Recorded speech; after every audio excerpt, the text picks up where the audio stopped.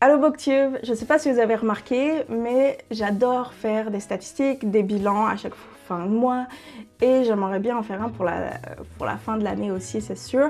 Et donc j'adore remplir des tableaux pour m'aider à faire ça. Donc aujourd'hui, j'avais envie de vous présenter mon writing tracker que j'utilise pour faire toutes mes stats et tout suivre chaque mois et dans l'année aussi. Donc let's go, je vous présente ça tout de suite. Alors, donc voici mon writing tracker, comment il se fait. Donc je l'ai adapté à partir d'une booktubeuse américaine. Donc Deja Book World, si vous voulez aller voir ce qu'elle fait, c'est vraiment cool. Donc moi ça c'était la version 2023 que j'avais qu'elle offrait.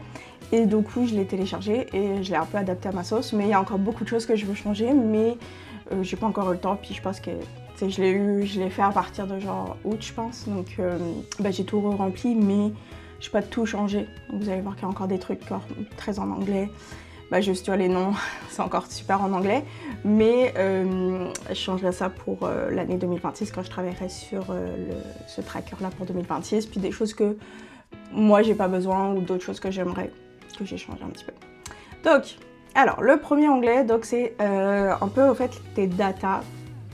Donc c'est toujours un tableau comme ça au fait où tu rentres toutes tes données et après tu as tes autres onglets en fait qui vont utiliser cette data là pour analyser. Donc là, c'est là que je rentre mes datas. Donc vous voyez, il y a la colonne mois, puis j'ai mis une couleur différente juste pour m'amuser, pour bien voir la différence chaque mois. Et ensuite, donc j'ai le nom du livre, l'auteur, ma note, donc c'est une note sur 5. Si c'est une série, si c'est une saga ou si c'est un one-shot, tu vois, série c'est encore en anglais, comme je mets le nom de la saga, le numéro. Là, tu vois, c'est roman BD, mais comme je lis très peu de BD manga. Donc en vrai, c'est juste, c'est comme ça. Ensuite, donc j'ai le genre. Donc là, j'en avais mis plusieurs.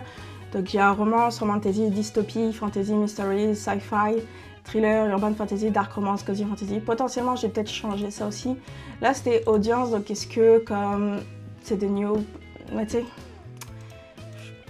je sais pas, ça m'en fiche un peu peut-être. Il faut voir qu'est-ce qui m'intéresse.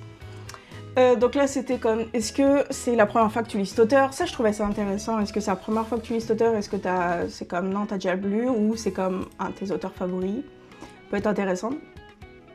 Tu sais, de savoir combien d'auteurs différents tu peux lire dans une année. Je trouve ça quand même intéressant. Peut-être voir comment je pourrais avoir cette stat l'année prochaine. Ensuite ici c'est le nombre de pages du livre. Le format, donc si c'est un audiobook, un e-book ou un livre physique. Comme vous voyez, moi je lis surtout des e-books, je suis une fan de ma liseuse. Bref. Et ensuite, donc, vous avez la date de début, date de fin du livre, donc vous l'avez lu en combien de jours, le temps que vous avez mis pour le lire, ça c'est moi qui ai rajouté parce que j'aime bien savoir combien de temps je passe à lire un livre. C'est bien sûr en minutes. Donc là, c'est des représentations de diversité.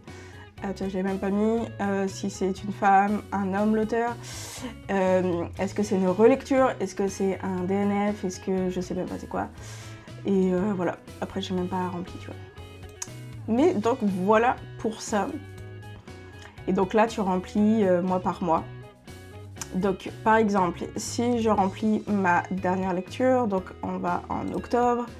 Donc j'ai lu, moi j'aime bien aller. Donc j'ai lu, c'était Beast of Briar. Donc, on va faire ça. Donc, hop, on va venir ici. On va hop, faire ça. Là, donc, l'autrice, on va mettre, c'est Elisabeth Hélène. Je fais du copier-coller du site Booknote, mais comme vous voulez. Ensuite, la note, je lui avais mis une note de 5 étoiles. Ensuite, c'est une série. Donc, le nom de la série, c'est Beast of Briar. Hop. Vous voyez, c'est quand même simple. Voilà, ça s'adapte pas, mais tu peux hop, le faire s'adapter. Ensuite, c'est le deuxième tome. C'est un roman. C'est une romantasy et donc c'est de l'adulte. J'ai déjà lu un petit peu. Le nombre de pages, je m'en souviens plus. Je pense que c'était 700 quelque chose, 704 je crois.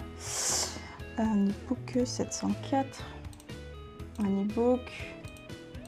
Et je l'ai commencé, donc je l'ai fini, je l'ai commencé donc le 10 08, je pense. Et je l'ai fini le 10 13. Hop. Ah oui, merde, j'ai mis 013. Oups. Hop, comme ça. Ah, mais là, du coup, oui, c'est bon. Et là, le temps que j'ai mis à lire, c'était donc 8 heures. Donc 8 fois plus 21. Hop. Et ça me donne ça.